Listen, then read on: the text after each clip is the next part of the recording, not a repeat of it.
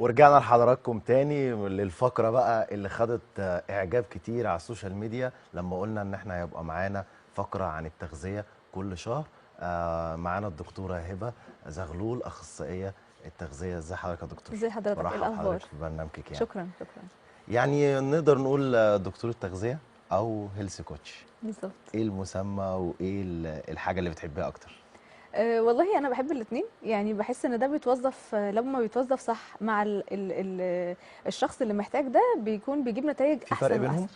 في فرق بينهم بمنتهى البساطه. انت لما بتروح لدكتور التغذيه او لاخصائي التغذيه انت بتبقى رايح له تقول له انا مثلا عايزه اخس، انا مثلا عايزه اتخن. انت بتبقى سايب له الهدف نفسه مفتوح، وبتقول له انت اديني اللي عندك، قول لي 1 2 3 يعني انا همشي عليهم وانا تمام، يعني انا هسمع الكلام.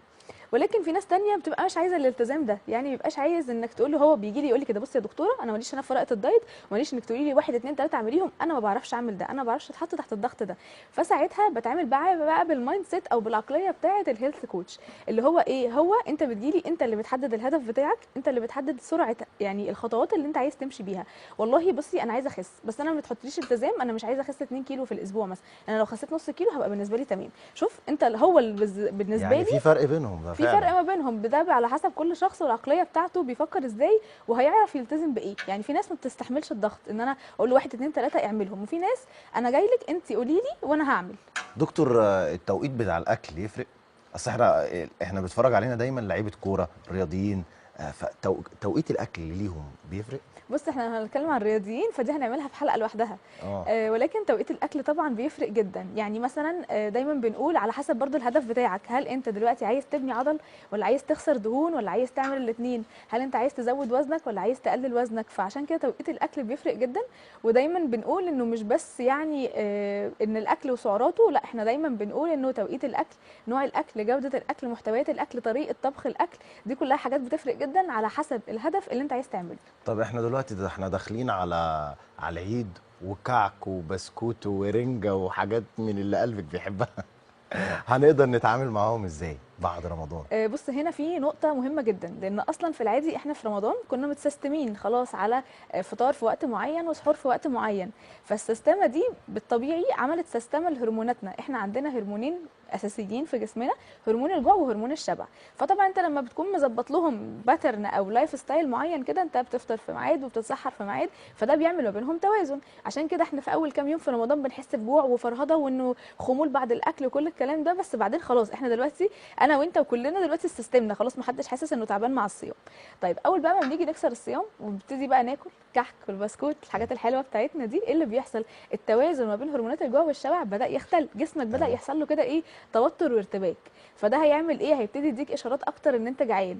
بالاضافه ان الكحك والبسكوت بتعمل حاجه اسمها شوجر سبايك، او ان انت اول ما بتاكل الحاجات الحلوه دي سكرك بيعلى، الانسولين بيعلى قوي، فبالتالي بيهبط بسرعه قوي، فبالتالي بتحس ان انت جعان وعايز تاكل تاني من بعد اخر كحكايه انت لسه واكلها بساعه.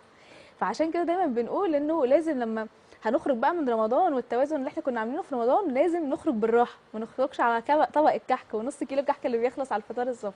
طب احنا هنقدر نقول للناس ما تاكلوش كعك ولا نعمل ايه؟ لا ولا ده بنظبطها لازم بقى. يعني، ما اكيد في خطة ذكية لازم نعملها في اكيد. العيد عشان ما نضيعش 5 كيلو ولا 10 كيلو اكيد زيادة طبعا. مش عايزينها. يعني ايه ايوه. الخطة الذكية مثلا اللي ممكن نخرج منها؟ طيب هي الخطه الذكيه دي لو هنتكلم عنها هنقول بخطوات عمليه. يعني ممكن دلوقتي بقى تمام. قولها المشاهدين لي بقى واحدة واحدة، يمسكوا لنا عشان ورقه انا وقلم كده عشان ويكتبوا. انا انا هكتب وراكي. قولها لي ورا عشان انا هكتب وراكي. طيب هو اول حاجه طبعا انا عارفه ان كل بيت مصري بعد صلاه العيد على طول كوبايه الشاي بلبن، طبق الكحك والبسكوت، طبعا. نتفرج على التلفزيون، نخلص كيلو طبعا. الكحك واحنا قاعدين. دي حقيقة. طيب دي حاجه بقى احنا المفروض ما نعملهاش خالص. احنا هنفطر ازاي هنفطر يا دكتور؟ الفطار.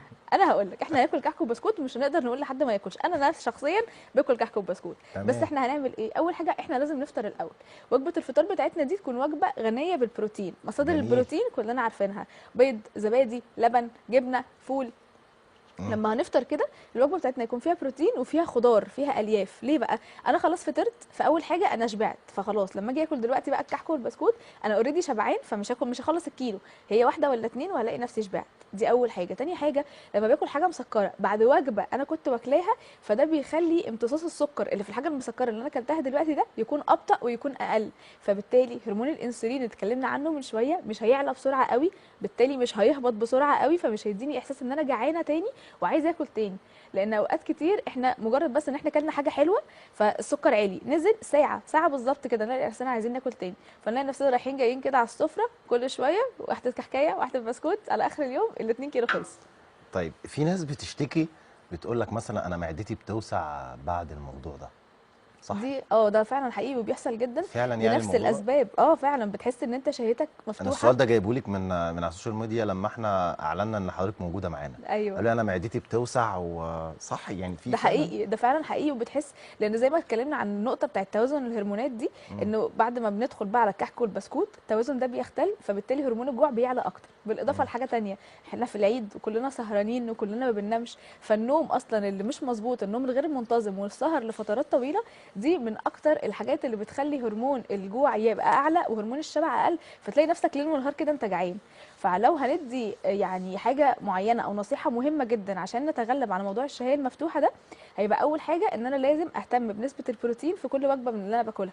يعني الفطار يكون فيه بروتين، وجبه الغداء يكون فيها بروتين، وجبه العشاء يكون فيها بروتين، لان البروتين بيساعد على الشبع، فهيفضل في الجهاز الهضمي فتره اطول، وهيديك احساس ان انت اوريدي خلاص انا اكتفيت وشبعان وجسمي خد احتياجه من الطاقه. تمام. فدي اول حاجه. تاني حاجه شرب الميه، لان اوقات كتير الجسم بيترجم العطش على انه جوع، فتبقى انت دلوقتي حاسس ان انت عايز تقوم تاكل، ولكن مفيد في ايه شرب الميه؟ شرب الميه مفيد في كل حاجه. انا دايما يقولوا لي الرياضيين لازم تشرب ميه كتير، لازم تاخد 2 لتر يوميا، لازم، صح الكلام ده؟ بالظبط. واحنا كمان بنحسبها اكتر على حسب وزن الشخص، وخصوصا لو هو رياضي. بتتحسب يعني ازاي؟ احنا دايما بنقول لا، دي بتكون متفصله على كل شخص بقى، على طبيعه المجهود بتاعه، وعلى طبيعه اصلا يومه ماشي ازاي، والتمرينه اللي بيتمرنها، وهل هو بيتمرن مثلا 3 ايام في الاسبوع ولا 5 ايام في الاسبوع، وهو بيفقد ميه قد ايه في التمرين بتاعه، لان طبعا التمرين بيخلي الجسم يخرج سوائل اكتر. فعشان كده لازم بنكون حاسبينها له بالظبط، يعني بنحسبها له بالظبط هياخد قد ايه طبقا للنشاط بتاعه وطبقا لوزنه كمان والتمرين نفسه اللي هيلعبه. طيب بالنسبه بقى للشخص العادي ان هو مش رياضي، الميه هتفرق معانا في ايه؟ اوقات كتير المخ بيترجم الجوع على انه العطش على انه جوع، فتلاقي نفسك انت كل شويه عمال افتح باب الثلاجه اشوف لي اي حاجه اكلها، انا كل شويه بدخل المطبخ خد لي شويه ترمس، هاخد لي كحكتين. ده عشان انت عطشان، انت اوريدي جسمك عطشان، ولكن انت مش مدرك ان انت عطشان. يعني احساس العطش يعني والجفاف انا لما جسمي، لما حته ان انا ابقى جعان دي في فتره بنسبه كبيره لو ممكن انت يبقى عطش. ممكن معقولة؟ كتير يكون عطش، المخ كتير بيترجم الموضوع ده. ازاي فعشان دي؟ كده يعني انا عطشان، لا انا جعان. ايوه المخ بيترجم ده، انت دلوقتي جسمك محتاج طب السوائل ومحتاج المخ الميه. بيترجمه في حاله ايه؟ في حاله ان انت مش بتاخد سوائل بنسبه كويسه، مش يعني جسمك اصلا اوريدي مش مترطب بشكل كويس، دي اول حاجه. تاني طب حاجه المفروض ان انا اخد سوائل قد ايه مثلا؟ يعني هنفترض لو انت مثلا وزنك 70 او 80 كيلو، هنضرب في 30، يعني 70 في 30 هيطلع لك عدد ده كل الملي. حاجه علميه يا دكتور، طبعا، كل ولكن حاجه عندك عشان نسهل علميه يا دكتور. ولكن كل عشان نبسط على الناس، لو قلنا من 2 ل 3 لتر يوميا دي هتبقى كفايه. ولكن في نقطه مهمه بقى، ان احنا نشرب الميه ازاي. في ناس تقول لك ايه ده انا ما شربتش ميه، اقوم جايب الازازه كلها اخر اليوم يقوم شاربها كلها وهو اصلا يعني وما شربش طول النهار. اه فدي مش حاجه صح. ليه؟ لان جسمك مش هيستفيد بيها. الكلى دي عامله زي الفلتر، هتاخد اللي هي محتاجاه وهتطرد الباقي. يعني لازم اوزعها على بالظبط. مدار اليوم. لو قلنا ان كل ساعه كوبايه ده هيكون ممتاز جدا. ودلوقتي في ابلكيشنز كتير ووتر ريمايندر تفكرك كل شويه، تديك تن على موبايلك ان انت افتكر يعني اشرب انا ميه. وانا ماشي انا لازم هديك تشرب، ابلكيشن. لازم ايوه لازم اشرب. بالظبط. هي مفيده للجسم الميه مفيده عامه. للجسم، مفيده لصحه الكلى. ناس كتير يعني بيجي لها، بنشوفهم في العيادات عندهم مشاكل في الكلى لمجرد انه مش بيشرب ميه، بينسى باليوم كله ياخد له كوبايه ولا حاجه. وخصوصا في الشتاء برضه، ان احنا في الشتاء وفي الصيام، ودي برضه من اكتر المشاكل اللي الناس بتواجهها دلوقتي. عشان كده دايما بنقول ان من فتره السحور من فتره الفطار لفتره السحور لازم على الاقل كل ساعه او كل نص ساعه بناخد كوبايه ميه. ده ضروري جدا في الفتره اللي احنا صاحيين فيها، لانه الميه مهمه عشان الحرق كمان. يعني بيجي لي ناس كتير العياده، احنا بس مجرد ما بنظبط العاده بتاعه الميه ان احنا هنشرب ميه، بيجي لي بيخس حتى لو احنا ما كانش ملتزم بالنظام الغذائي اللي احنا متفقين عليه. فلا الميه مهمه جدا جدا طبعا، يعني خصوصا بقى في دخله العيد اللي احنا داخلينها دي. طيب بالنسبه بقى اللي نرجع تاني للعيد، لو حسبناها كده سعرات، تمام، عشان نوفر الوجبه الاساسيه وعشان ناكل كعك وبسكوت، نعمل ايه؟ مشكله كبيره جدا، وما نعملش كده اصلا. ليه بقى؟ ليه يا دكتور؟ انت ليه مش عايزانا ناكل كعك وبسكوت يا دكتور؟ هناكل. ليه؟ انا ما قلتش لا، احنا هناكل كحك، واقول لك بالظبط في الاخر هناكل الكحك ازاي، واضمن لك ان انت مش هتتخن بعد ما تاكل كحك. انا هضمن لك النقطه دي ان شاء الله. قولي لي، انا معاكي الاخر اهو، ماشي. قولي لي. طيب اول حاجه، احنا ليه ما بنقولش انها بس مجرد سعرات؟ يعني ده الكلام بتاع زمان، ده الكلام القديم، انه انا اجيب اي ابلكيشن من على الموبايل ولا من على النت واكتب فيه وزني واكتب فيه الهدف اللي انا عايزه اخسه. مثلا عايزه اخس 5 كيلو في شهر، انا عايزه اخس 2 كيلو في الاسبوع او ايا كان، واحط له وزني وطولي واقول له انا بتحرك وشغلانتي وادي له تفاصيل عني، وهو يقوم حاسب لي عدد عده كالوريز يقول لك ايه اتفضل دي الكالوريز اللي تاخدها في اليوم. تمام. ماشي. طيب هل ده صح؟ لا، هو جزء صح، ولكن طبيعه الكالوريز دي بقى اللي انا هاكلها متقسمه ازاي ما بين البروتين والنشويات والدهون، الدهون الصحيه. طيب هاكلها بقى امتى؟ الوجبه نفسها هتبقى عامله ازاي؟ يعني هل انت تقول لي ان انت لو مثلا خدت نص كيلو كحك، ولا خدت مثلا وجبه فيها محشي وفيها بروتين وفيها خضار، دي زي دي؟ هل تاثير الاثنين دول على سكر الدم زي بعض؟ لا. طب انا ليه عماله اتكلم عن سكر الدم عموما؟ ليه؟ تمام. لان ايه اللي بيحصل في جسمنا لما بناكل وجبه فيها نشويات او فيها سكريات؟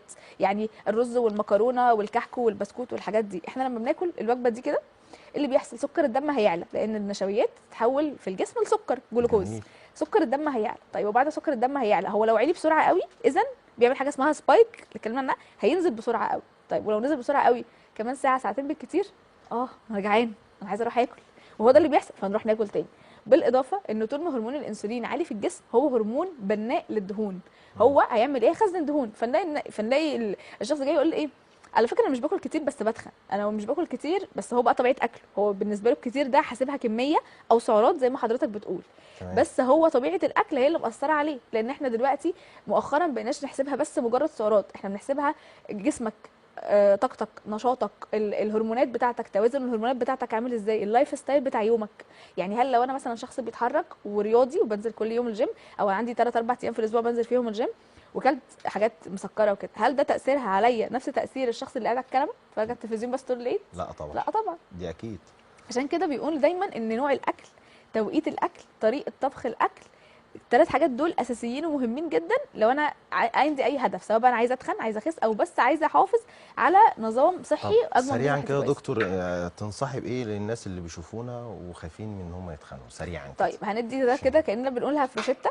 اول حاجه في العيد، اول حاجه هنعملها ان احنا هنبتدي الوجبه بتاعتنا وجبه فطار عاديه جدا فيها بروتين والياف. بعدها هنحدد لنفسنا، انا دلوقتي هدخل العيد وانا محدده لنفسي تارجت ان انا انا عندي من كحكايه لاثنين بس هاخدهم، بس كده، واخدهم بعد الوجبه وانزل اتحرك. هاخدتهم دلوقتي هنزل اتمشى، ما نفضلش قاعدين مأنتخين على الكنبه. واهم نقطه بس نقولها، ان انا لو عكت مني او بوظت مني وجبه، ما اقولش انا هبوظ اليوم كله او هبوظ العيد كله، لا، هستوب وهبتدي من الوجبه اللي جايه ان انا اخدها بشكل مظبوط. بشكرك يا دكتور، واستمتعت كتير بحضرتك النهارده جداً. واستفدت كتير. انا اتشرفت بوجودي مع بشكركم، حضرتك. وان شاء الله اشوفكم على خير في حلقه جديده من برنامجكم من المدرج.